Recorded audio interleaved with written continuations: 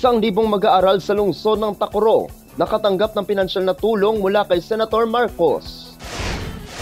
Barangay Kalian sa lungsod ng Tacoro, may mga bagong mutya at Ginoo na rin.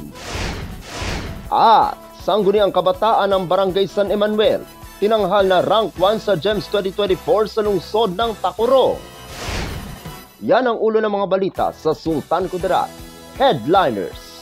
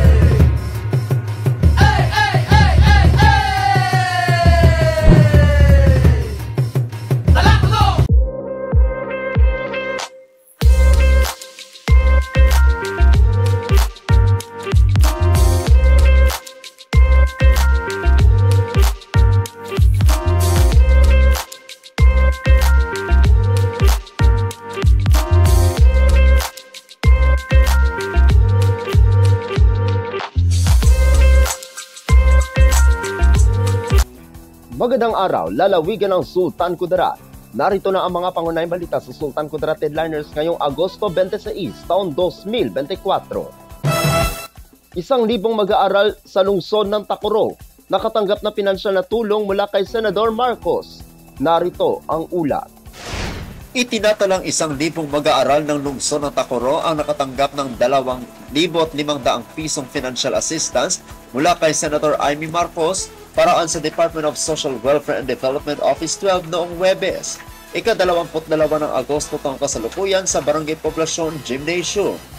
Ang aktibidad ay dinaluhan ng kinatawan at political consultant ni Senator Marcos na si Jose Marie Pistaño na nagbigay naman ng pagbati mula sa butihing senador. Naroon din ang mga kasapi ng sangguniang panglungsod na sina Honorable Geraldine Culyado, Honorable Ralenta Bosares Bernardo at Honorable Jose Lim V na siya ang coordinator ni Senator Marcos sa lungsod. Dumalo din si Executive Assistant for Barangay Affairs Hernani S. Fermo bilang kinatawan ni Mayor Joseph George L. Achoncito, MDDPA, na siya ring nagpahayag ng buong suporta ng alkalde. Ito ang ikalawang bahagi ng pamamahagi ng tulong pinansyal mula sa senador. Isinagawa ang pamamahagi sa unang batch nitong nakaraang ika-15 ng Agosto taong kasalukuyan. Ako ang inyong kaibigang Apolinario Tony Valencia para sa Sultan Kudarat Headliners. Barangay Kalian sa lungsod ng Tacoro, may mga bagong mutya at Ginoo na rin. Narito ang ulat. Kahit nagkaroon ng lapit 2 oras na brownout, hindi pa rin umuwi ang mga supporter at manonood sa mutya at Ginoo ng Kalian na nangyari noong gabi ng Sabado, ika-24 ng Agosto taong kasalukuyan, na ginanap sa J. Hector Lacson Elementary School Gym.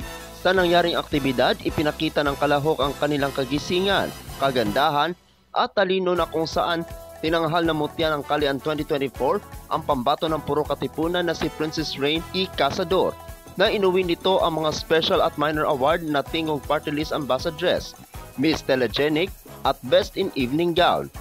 Habang si Devmon Stifler M. Marciado naman na pambato ng puro Santo Niño, ang tinanghal na Ginoo ng Kalian 2024 na nakuha nito ang mga special at minor award tulad ng Tingog Party List Ambassador, Mr. Telegenic, Best in Casual Wear, Best in Sexy Short at Best in Barong o Executive Attire.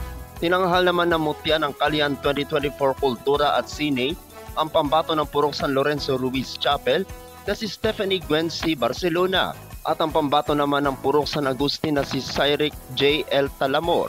Ang tinanghal na Ginoo ng Kalian 2024, Kultura at Sining na nakuha rin nito ang Mr. Photogenic at Mr. Congeniality. Sa mutya ng Kalian 2024 Turismo, tinanghal naman si Quincy Jane P. Hosol ng Purok Paraiso na nakuha nito ang Miss Photogenic, Best in Production Number, Best in Casual Wear at Best in Play Suit. Habang si Vince Raymond L. Villaruel ng Purok Salvacion naman ang tinanghal na Ginoo ng Kalian 2024 Turismo na nakuha nito ang Best in Production Number.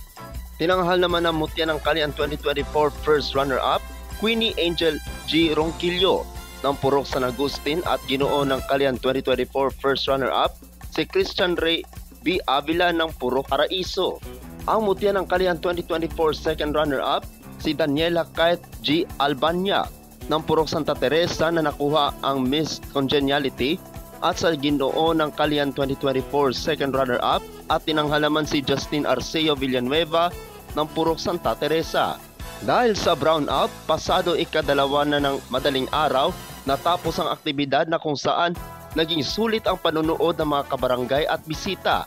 At kahapon, ika-25 ng Agosto taong kasalukuyan, ang huling araw ng pagdiriwang ng ika-52 foundation anniversary ng barangay at pagtatapos na rin ng Linggo ng Kabataan ng isang disco party na ang ginanap sa gabi. Ang sangguniang kabataan ng Barangay Kalian ay pinamumunuan ni Chairperson Carigol Matico at ang Barangay Kalian naman na pinamumunuan ni Punong Barangay Rafi Lacson.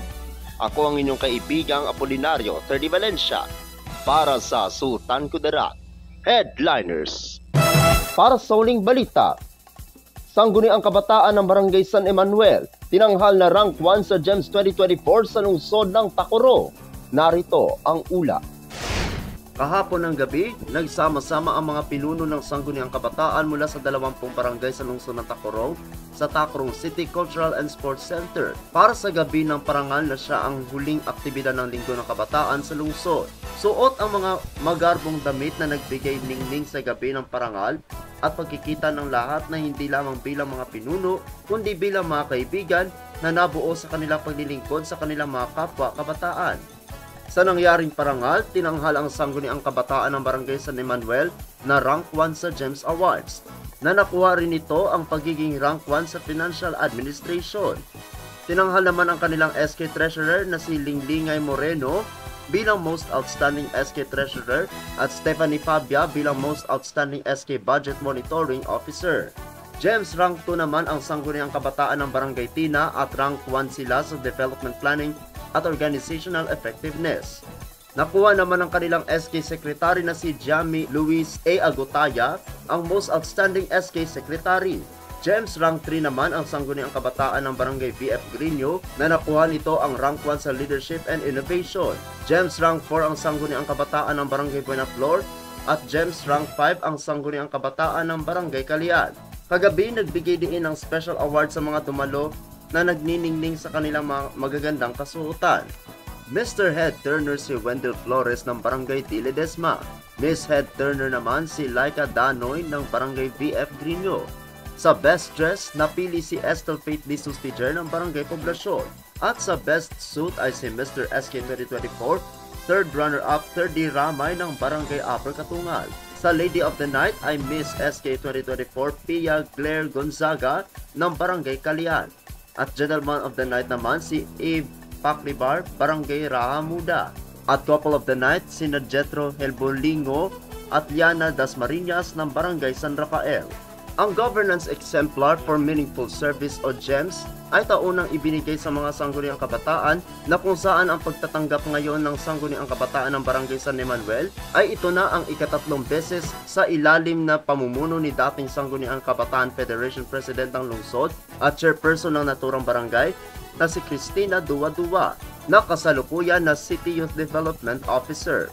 Ang pagbibigay ng parangal ngayong taon ay batay sa mga ginawa ng mga nakaraang administrasyon na sila ay sinuri sa pamamagitan ng mga sumusunod: Financial Administration, Development Planning, Organizational Effectiveness, at Leadership and Innovation. Ang nangyaring parangal kagabi ay maging hamon sa mga kasalukuyang pinuno ng sangguniang kabataan sa mga barangay na pagbutihin at seryosohin ang kanilang pamamahala sa mga kapwa nila kabataan. Ako ang inyong kaibigang Apolinario Feli Valencia para sa Sultan Kudarat Headliners.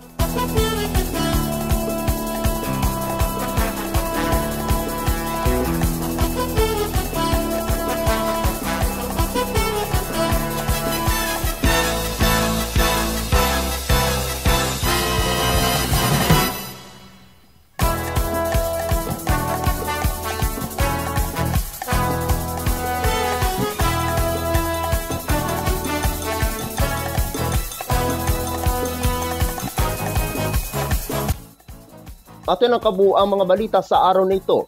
Mga balitang kailangan ninyong malaman, balitang walang kinakampihan, balitang totoo, balitang may dalang aral at inspirasyon. Ito ang Sultan Kudarat Headliners. Hanggang bukas, maraming salamat at magandang araw, kaibigan.